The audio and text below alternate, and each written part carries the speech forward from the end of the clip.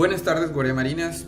Estamos prontos a realizar ya el PIS para su nivel correspondiente, y lo que les corresponde hacer en este nivel es el plan de pilotaje, lo que les va a permitir aplicar todo lo que han aprendido hasta ahora en la materia de navegación costera y en las asignaturas anteriores a esta.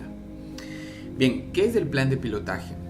Es anticiparse, es detallar, es identificar cuáles serán las ayudas a la navegación que ustedes van a encontrar en un determinado track. En este caso vamos a hacer el plan de pilotaje de ingreso a la rada de Salinas, pero no solamente es identificar esas ayudas a la navegación, sino establecer estrategias que me permitan aprovechar de mejor manera esas ayudas y que contribuyan efectivamente a que el buque se mantenga en aguas seguras y que me permitan a mí llegar de manera segura hasta el destino final, hasta el punto final, hasta el punto en el que yo he decidido que el buque tiene que estar. Entonces, el pilotaje de ingreso a la rada de Salinas, para su tarea va a constar de 3 patas o 3 track. Es un track de navegación de 3 patas. Entonces, el track empieza en este punto, va con un rumbo norte, se encuentra a esta posición relativa al faro de la puntilla de Santa Elena. El buque cae a estribor con un rumbo 090 hasta este punto, y luego procede con un rumbo 180 hasta finalmente llegar a este punto en donde ha sido dispuesto que el buque fondee, o es el lugar que yo he escogido como navegante responsable para que el buque fondee. Entonces, vamos a empezar por saber cómo se llena el encabezado del plan de pilotaje. El pilotaje es de ingreso a la rada de Salinas. La fecha es el lunes 22 de abril del 2019. La distancia total de estas 3 patas es 8.45 millas náuticas, que fueron medidas en la carta de navegación.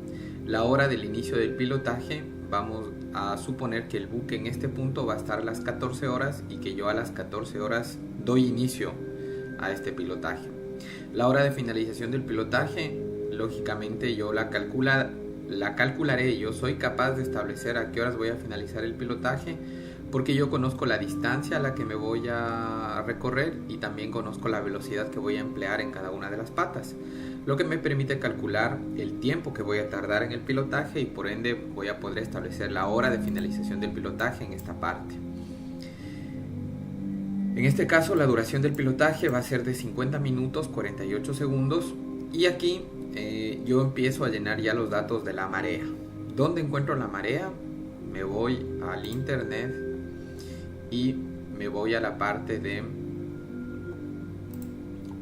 página del Instituto Oceanográfico de la Armada en inicio, luego me voy a productos y me voy a la tabla de mareas.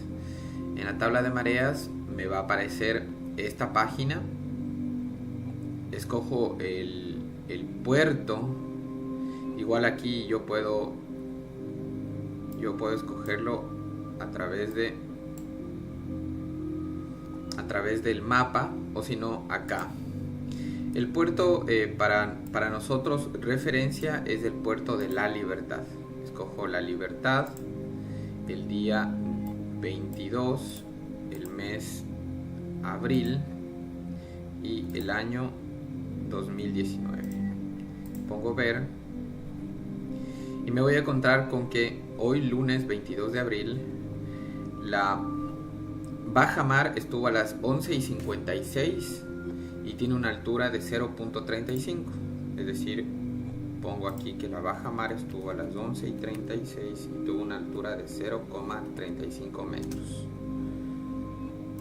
Luego me encuentro con que a las 18 horas está prevista la pleamar, 18 horas, con una altura de 2.40 metros.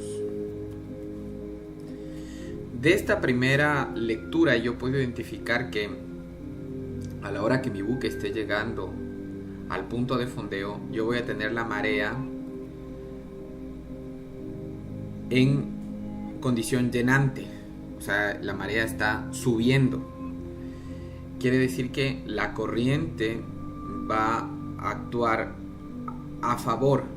Voy a tener corriente probablemente por la popa, ¿sí? De ahí, de estos datos ya podemos sacar ese análisis.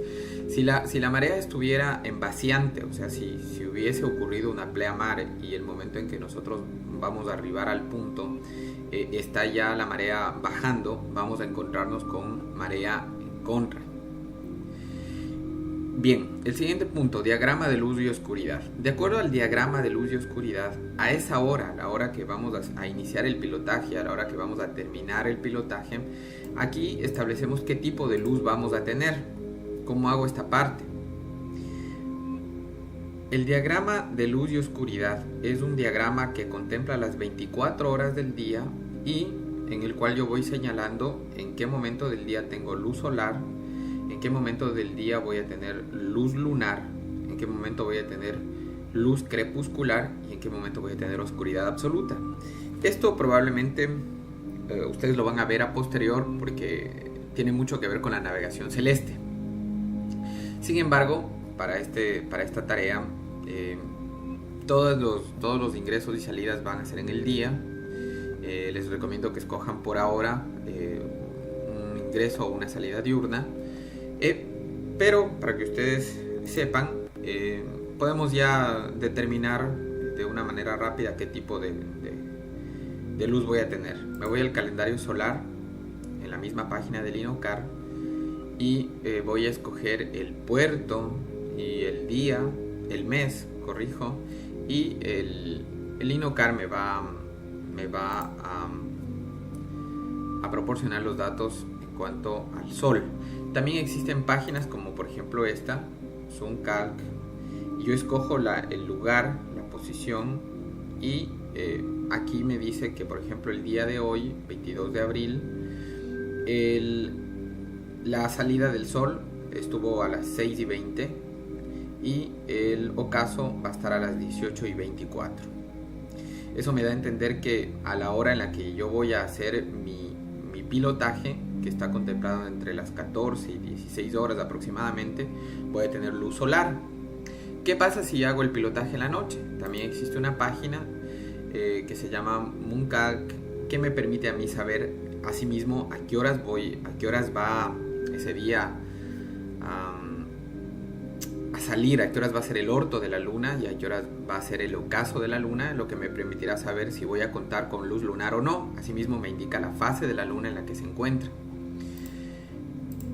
Lo mismo me da el INOCAR, pero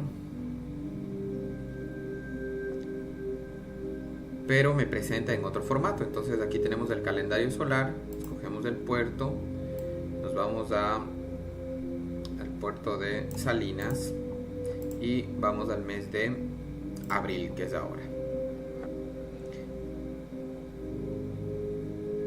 Tenemos problemas con la página del INOCAR. Vamos a darle a refrescar a ver qué pasa. Vamos a intentar nuevamente. Colocamos en el puerto Salinas y en el mes vamos a colocar abril, esperando que esta vez sí nos arroje la... Bueno, aprovecho para enseñarles que aquí en la página del INOCAR vamos a tener el calendario solar y también los aguajes y la fase lunar. Estas dos opciones me sirven a mí para calcular, para saber mi diagrama de luz y oscuridad y para prever con qué tipo de luz es la que yo voy a contar durante el pilotaje. Definitivamente presenta problemas la página del INOCAR. Esperamos que al final de este video podamos acceder a estos datos. Bueno, en todo caso ya vimos que, de acuerdo a las otras páginas, ya vimos que a la hora que vamos a hacer nuestro pilotaje vamos a tener luz diurna. Bien, y aquí viene esta tabla que es fácil de llenar, es bastante sencilla. Voy a explicarles pata por pata. La primera pata es esta de aquí, ¿sí?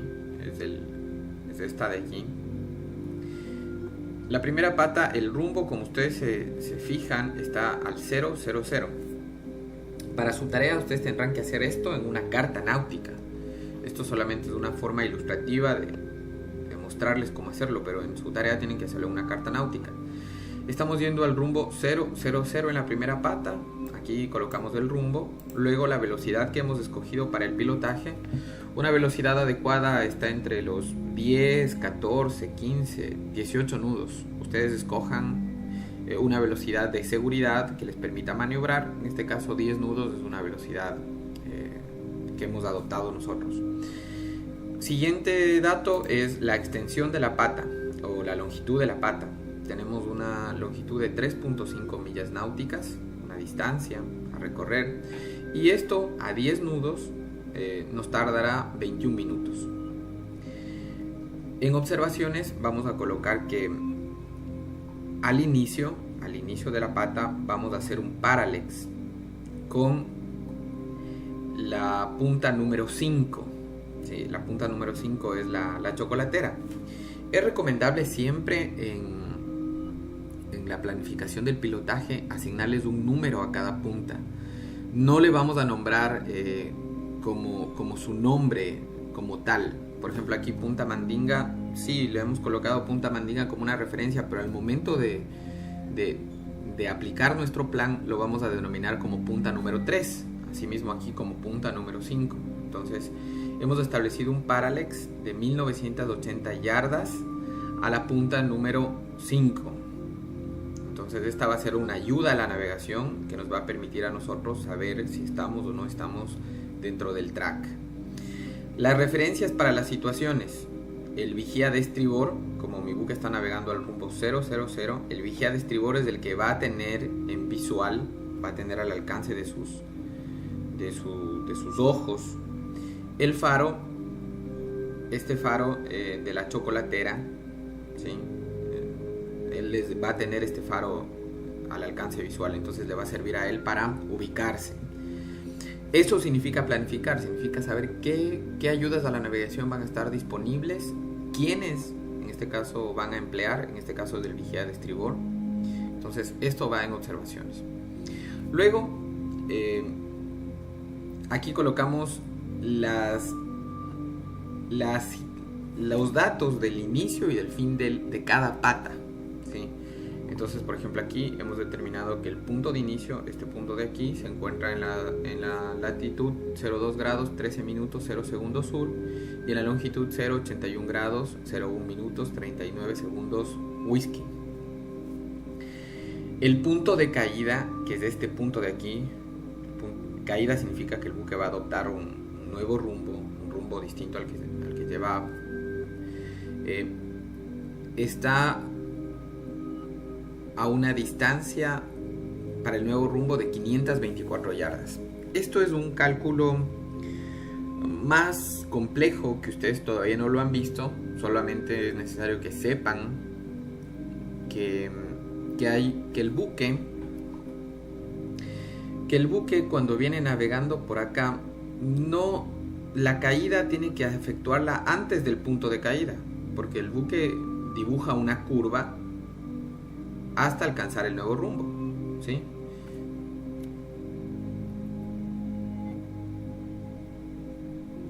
El buque no hace esto, no viene y cuando está en este punto cae, porque ¿qué pasa si recién aquí inicia la caída?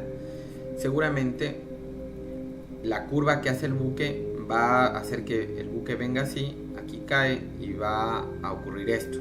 Entonces, ¿qué es lo que se tiene que calcular? Un punto en el cual el buque cae y dibuja la curva y alcanza el nuevo rumbo. Esta distancia de aquí es la que se llama DNR. que quiere decir distancia al nuevo rumbo. Esto obtenemos de una tabla que tienen todos los buques, donde está el diámetro táctico, el DNR, el tiempo que tarda en caer, etc. ¿Sí? Entonces, por ahora ustedes no van a hacer esta parte, ¿sí? Pero yo les explico ya desde ahora que el DNR es esa distancia a la que el buque tiene que caer para alcanzar el nuevo rumbo. Esta distancia de aquí, ¿cómo yo me doy cuenta que el buque ya está en este punto? ¿Sí? En este caso yo le estoy dando instrucciones al vigía de estribor que él tiene que tomar una marcación a la punta número 5 al 137. Cuando yo le vea a la punta número 5 al 137 significa que estoy en ese punto. Asimismo, aquí hay una técnica para el radarista mucho más avanzada que por ahora ustedes no la van a hacer, que es el parallax de caída, que en este caso estoy diciendo que el parallax de caída es un parallax de 3400 yardas a la punta número 6, ¿sí? Esta es la punta número 6 y por ahora, asimismo, corrijo, este parallax de caída es de 2500 yardas, ¿sí? De 2500 yardas a la punta número 6. Repito, guaremarinas, esta parte, por ahora ustedes no la van a hacer. Lo único que no la van a hacer, ¿sí? Es solamente para que conozcan y ya se vayan haciendo una idea que esta parte les van a dar clases en lo posterior. Y aquí, en esta parte, en la columna de aquí, escribimos la profundidad mínima en la carta. En la carta náutica, voy a ver si encuentro mi carta náutica de Salinas. En la carta náutica vamos a encontrar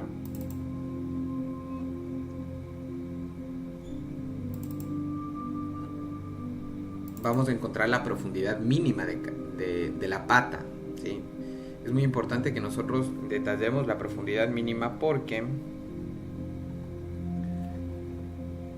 nos permitirá a nosotros setear, por ejemplo, la ecosonda.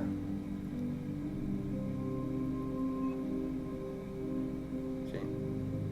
Miren, por ejemplo, aquí está la puntilla de Santa Elena, el faro de la Chocolatera. Nosotros estamos más o menos navegando por acá, ¿sí? Entonces efectivamente la distancia, la profundidad mínima en esta pata es de 23.6 metros, ¿sí? Quiere decir que estamos por aquí navegando, ¿sí? Para que ustedes se ubiquen en la carta náutica, vamos a navegar así. Esta parte de aquí es el banco Copé, ¿sí? De acuerdo a nuestro gráfico, nosotros vamos a pasar a 1000 yardas del banco Copé, es decir que vamos a navegar más o menos así, ¿sí? Así caemos a estribor, dejamos del banco Copé a 1000 yardas y luego volvemos a caer a estribor y vamos a fondear más o menos por acá, ¿sí? Entonces, como ustedes vieron, la profundidad son estos números pequeños que están en el fondo blanco, sobre el fondo blanco, y yo tengo que saber identificar la profundidad mínima de la pata que yo voy a seguir. Entonces aquí finalmente llego a... Aquí ustedes pueden ver que, por ejemplo, Punta Mandinga es la punta en la que se encuentra el Hotel Naval. Punta Viejita es a la altura de la iglesia. Acá tenemos la puntilla de Santa Elena. Y aquí tenemos las ayudas a la navegación que nos vamos a encontrar en Salinas, el faro de la Chocolatera, el faro de Santa Elena. Aquí tenemos el faro del Yacht Club con Punta Chipipe. Aquí tenemos como peligros a la navegación el Bajo Ballenita, el Banco Copé. Aquí tenemos una boya de peligro aislado, ¿cierto? Esto es una boya que indica que aquí hay un peligro aislado. Y aquí tenemos una boya especial también.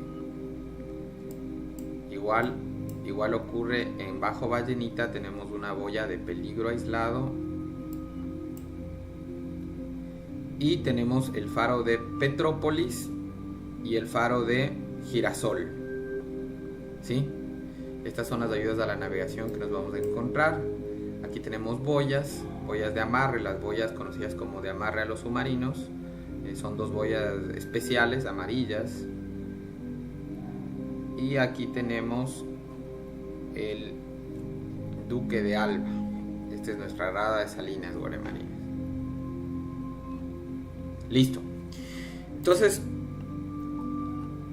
ya hemos determinado cómo obtener los datos de esta primera fila. La segunda fila, como les decía, es de esta pata de acá. Tenemos un rumbo al 090, vamos a navegar a 10 nudos, a 3.45 millas náuticas es la longitud, la distancia que vamos a recorrer, y lo vamos a hacer en un tiempo de 20 minutos 48 segundos.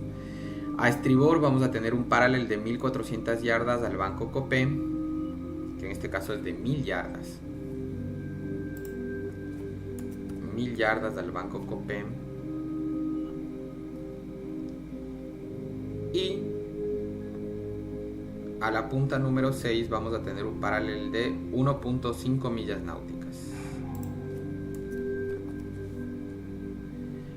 Las referencias para las situaciones: el vigía de estribor, ¿qué es lo que va a tener para ubicarse? Va a obtener el faro de Santa Elena, la punta 6, esto no es tanto del vigía sino el radarista, y punta Mandinga, en esta parte de acá también la va a tener disponible el radarista.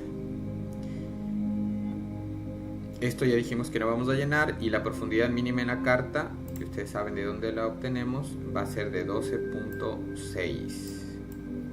Vamos a estar navegando por aquí, ¿sí? Por aquí. Listo. La tercera pata tenemos un paralel a estribor de 1960 yardas, que en este caso es de 1610 yardas.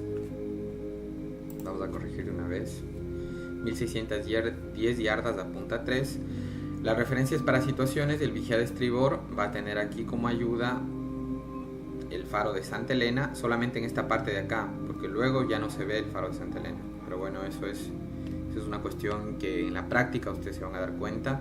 Punta Mandinga, el faro del Yacht Club, y Petrópolis. Petrópolis no está disponible para el vigía de estribor, sino para el vigía de babor, ¿sí? Por ejemplo, aquí nos acabamos de dar cuenta de eso, porque el buque viene entrando con rumbo 180. A estribor vamos a tener todas estas ayudas a la navegación. Esta ayuda está casi en la proa, pero el vigía de babor es el que va a tener como ayuda al faro de Petrópolis. Entonces aquí tenemos que corregir, guaremarinas. Atentos. Aquí hay una nota porque a 400 yardas antes del punto de fondeo, el buque tiene que parar máquinas para llegar con la estrepada. Recuerden que, igual que en la caída, el buque no es que en este punto para máquinas y automáticamente el buque disminuye la velocidad y en un segundo ya se queda en velocidad cero. No es así.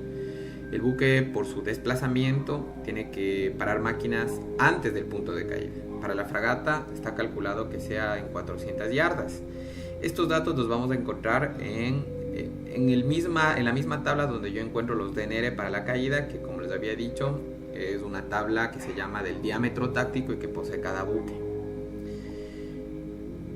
Esta parte no lleno, y la profundidad mínima en la carta es de 18 metros. Esto es lo que ustedes van a tener que exponerlo utilizando el lenguaje adecuado. Tienen que tener claras las ayudas a la navegación, claros los términos como el rumbo, la distancia, los tiempos, y si ustedes hacen un buen trabajo, lógicamente van a obtener una buena calificación. Vamos a ver si ya funciona la página del INOCAR.